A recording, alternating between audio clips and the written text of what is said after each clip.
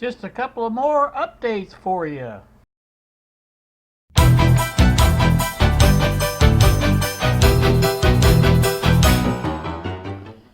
Well, good afternoon, YouTube. Here with you on a Tuesday, rainy Tuesday here in Seymour. I wanted to do another update. I know I did one. The video you'll see, it's actually going to be posted in the morning. But this one's another computer update. Some of you may recall that I installed a program called Wine, which is basically a Windows emulator. But I did get VideoPad. I was able to use it, at least simply, for simple videos. Nothing complex, not complicated. But the simple videos work just fine. Today I was just looking at they have a compatibility list, and I was just checking out some of the things that run on this, and Winamp came up. As you can see it on the screen. I'm playing now. This is YouTube music, so it should be fine.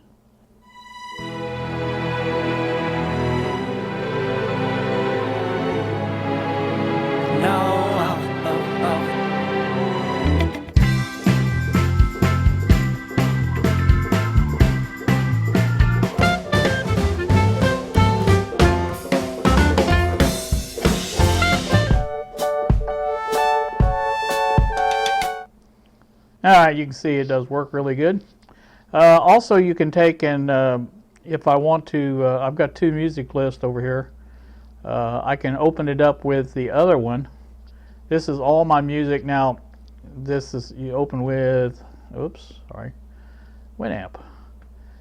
Now, this one takes some time because there's 50,000 songs in this database list, whatever you want to call it. So, but you'll see it does pop up here in just a second or two, and time it loads and starts playing eventually. It will switch over to the YouTube music a lot faster because there's not that many songs in that list. But there you go. So this is my music.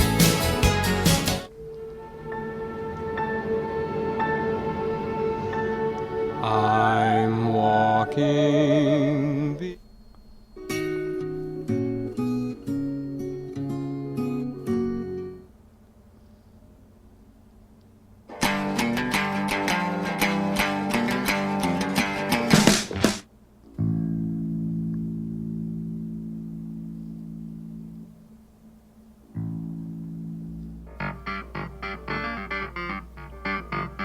And here we go. Alright, so you can see that works now. Like I said, I can switch over to, I'll turn this off. You'll see how much faster the YouTube music comes up. So, it's almost instantly, but it works really good. So I'm really happy with the Winamp. So, I always liked Winamp better than any of the other Windows media players. So. I tend to use it if it's available, if I can find it. And it's been, I think they're going to bring it back. There's talk of it. So I'm hoping that happens. So that'd be kind of neat. I'm happy about that. Like I said, I looked for some other stuff that, I looked to see if Microsoft Paint was available, but it is not listed in that compatibility list at all, so apparently it does not work as well as it should, I guess. But alright, the second part of this is going to be the GPS update. You guys may recall, and I'm going to load a map here and show you what I'm talking about. Alright, well, you can see here on the map that this is I-65 coming south. This is going south down this way. This is the route that the GPS wanted me to take. Now, if you get off here on State Route 250, which is this route here, you can see it's not too bad this far over. But then it gets a little worse. You can see this is a straight 90-degree turn this way, 90-degree turn that way, another 90-degree turn this way, another 90 that way. And if you follow it on over, it's just curvy as all get out. You can see it round through here. And finally it comes out on State Route 3 here. And then you take and jog down just a little ways down to here. And it goes on over to 7. But this road, I've been on this road several times. And you cannot make any speed, any time on this Lancaster. And it comes out on 7. Now 7 is where I wanted to get, I was going to go. It was going to tell me to go off 7 towards Madison, but I'd like to do that comparison just one day and see as far as how far or how long it would take to go that way compared to the way I went. Now if you go on down the expressway to Austin, which is where I went, you'll see here's Austin. Let's zoom in a little bit on that. See if we can see these over, or these, yeah, we can see the exits. Go a little bit bigger. As you can see, here's the exit I came on. Now, at this point, coming down to 65, GPS told me to take the next exit. This is the next exit here. As you can see, this comes off and goes here, which is the westbound route for 256 here. And that's not the way I wanted to go. And here's the way I went. I get off here on the second exit, and you circle back around and you go eastbound. And that was a glitch as far as I'm concerned. That's not really good. So let me just go ahead and zoom out again, and I'll take you over 256, and we'll see the difference. This is 256 right here. You can you can look at this road here. Okay, there's some jog here, but it's a very, in other words, you don't even have to slow down for these curves. These curves here can be taken at 55, no problem. And then you just keep on going straight. And there's State Route 3 again. We passed that on the other road. And you just keep on going straight, and you can see the difference because you can make speed on this route easy. I mean, it's no problem at all. And so, like I said, it goes all the way over here to, there's Kent, goes to Kent. It goes straight all the way here. Now, here's where I get off. This is State Route 62 going up towards the nursing home, goes up this way. So, you can make so much better time on that road, and it's just unreal the difference that would make. I'm going to do a comparison one of these days just to see, but I tell you, it's not. There is nothing. There's no way that the State Route 250 route could be near as quick as that. So, like I said, that's just to me that's just an obvious flaw in GPS. I mean, yes, the 250 route was shorter, and the speed limit I think is 55 on that road. When you're not in a curve. But if you take into account all the curves, there's no way that it's faster than this. So, like I said, that's just one of the other options or things that I didn't find too appealing about the GPS.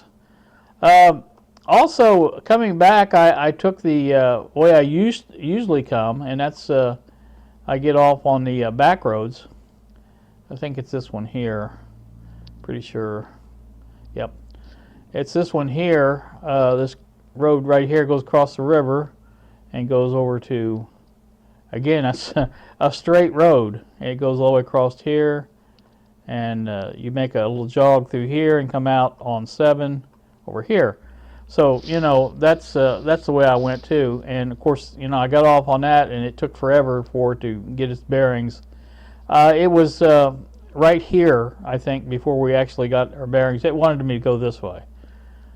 So this way goes who knows where, but it doesn't come out where I want to go. So, like I said, there's just a couple little glitches on, and I'm assuming also that the the map service that they use might have something to do with it as well. I don't know, but I'm assuming that. So now the next part of this little update is going to be back in the workshop. We're going to look at the GPS itself, and I want to show you basically how to do the music and the navigation at the same time. So let's go for that.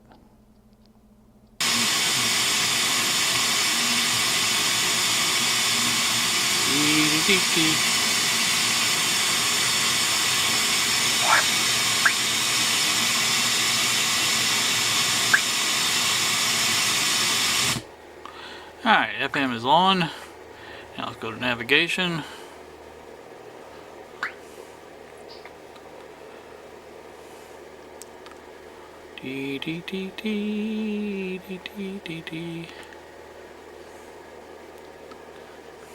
Destination.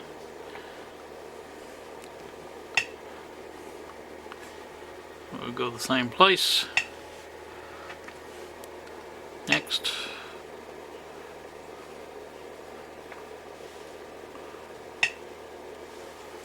Not sure why that does that.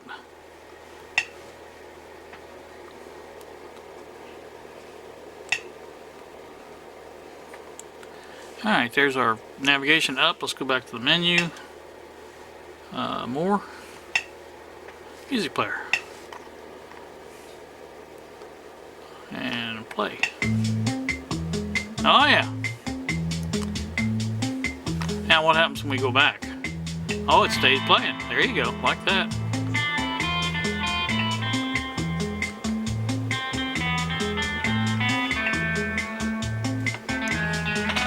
So that does work, and I was happy about that. So you can load your favorite MP3s on there while you're doing this, and it will work fine. So I'm happy about that.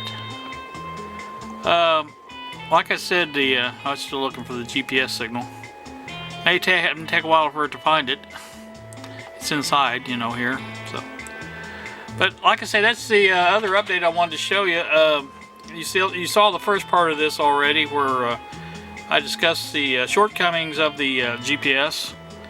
I think that I'm not condemning this particular GPS unit, because I think I can recall a lot of times when the TomTom did similar things.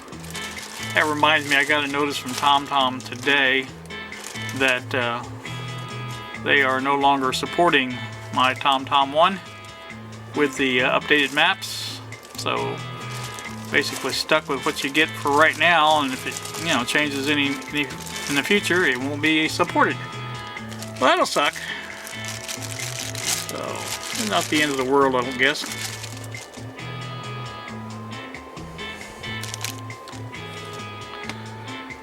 Well, I was hoping that this would come on and say something, but it's not going to, it don't look like. So, we'll test it out next time I'm in the car, but I'm pretty sure it's going to work just fine. So, like I say, happy about that.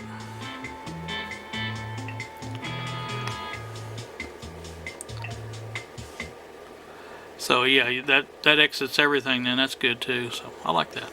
Alright, that's going to do me for this update for everything. I'm hoping to get back to the electronics tomorrow. And the one, in fact, that I want to get back to is this one. I was thinking last night while I was laying in bed that how to best to do this. I think it's going to require at least 3 cameras. I'm thinking, you know, I can get it done with 3 cameras. One on the Variac, one on the B plus supply, and the tube voltages, I should say. And I think I'm going to, and then of course one on the radio. The other part would be the dim bulb, but I don't think I'm going to use a dim bulb because I've got the amperage meter on the Variac, and if it spikes up or something, or goes high right away or something, there's, you know, that's an instant indication that there's a problem. So I don't think we'll need to do that, but like I say, may give this a try and see what happens. So you guys have a great day. Thank you so much for watching, and we will see ya.